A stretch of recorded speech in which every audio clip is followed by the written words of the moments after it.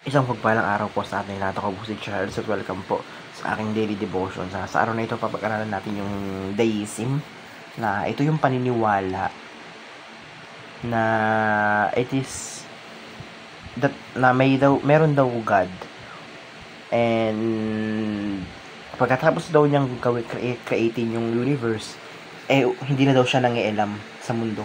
Pagkatapos niyang gawin yung mundo, wala na siyang pake, umalis na siya. So, ayun, may ganung paniniwala. Tinatawag na deism. So, Colossians chapter 1 verse 17, sabi rito, He is before all things, and in Him, all things hold together. So, Tagalog, siya mismo ay una sa lahat ng mga bagay. At ang lahat ng mga bagay ay nahahawakang sama-sama sa Kanya. So, all things hold together daw within Christ. So, una tayo sa unang katuruan, sabi rito,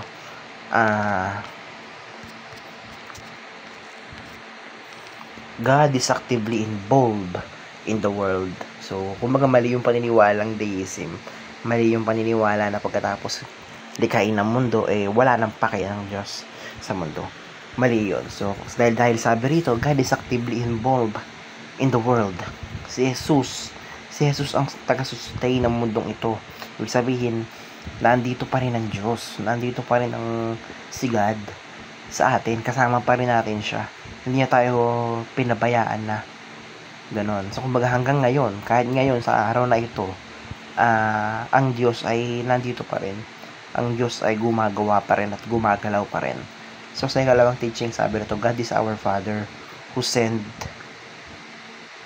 for us His Son. So, yun nga, ang ating Panginoon ay siya ang ating Ama. Siya ang ating Ama na binigyan niya yung anak para yung sarili niyang anak, yung kadugo niya, para mamatay para sa atin. So, kumbaga sinasabi rito na He is our Father. And syempre, hanggang ngayon, bilang Ama natin, pinapatnubayan niya pa rin niya tayo. Kumbaga, bilang Ama natin, hindi siya yung walang kwentang Ama na pagkatapos tayong gawin, aalis na at iiwanan na. Hindi siya ganon. So, hanggang ngayon, pinapatnubayan niya tayo. Hanggang ngayon, ginagabayan niya tayo. Ayun. So, sa ikatlong teaching, sabi nito, God is working for the good and those who love Him. So, ang Panginoon gumagalaw yan. Ang Panginoon, araw-araw din dyan para sa mga taong nagmamahal sa Kanya. Para sa mga taong naniniwala sa Kanya. And ang Panginoon ay buhay. Ang Panginoon ay gumagalaw. Ang Panginoon ay may plano para sa mga taong nagpupuri sa Kanya, para sa mga taong nagmamahal sa Kanya, para sa mga taong sumusunod sa Kanya. Even ngayon. So, kumbaga hanggang ngayon is may plano pa rin or gumagana yung plano ng Diyos. So, sa unang application, paano ba natin ito may apply sa ating mga buhay? Sabi dito, unang-una, I fear not, for God is actively working. So, dapat hindi tayo matakot. Dapat tayo kalma lang tayo dito sa mundo dahil alam natin na gumagalaw ang Panginoon. Alam natin na gumagalaw ang Diyos, na bakit ako matatakot? Diyos ang may hawak ng mundo ko. Diyos ang sandigan ko, gano'n. Diyos ang bahala sa akin. So, sa ikalawang application, sabi nito, fight harder, for the battle is the Lord. So, kung meron naman tayong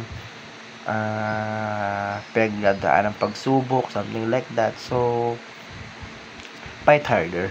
Lumaban pa tayo ng mas malakas, ng mas matatag. Dahil ang lahat ng laban ay para sa Panginoon. Mga pagsubok mo yan, yung nararamdaman mo yan, ay ipaglaban mo.